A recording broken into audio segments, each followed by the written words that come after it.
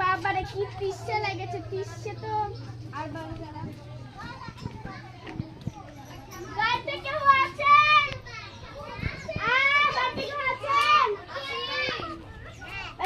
বস দোকানে বস। আমার একটা বিয়ার লাগে ছেলে আছে, আপনার কাছে মেয়ে আছে? কত মেয়ে আছে দেখতে গেলে চলেন। হ্যাঁ চলেন তাহলে, চলেন তাহলে। এখন বাইরে আছে? হ্যাঁ চলেন চলেন, বাইরে আছে গ্লাস নিয়ে যান।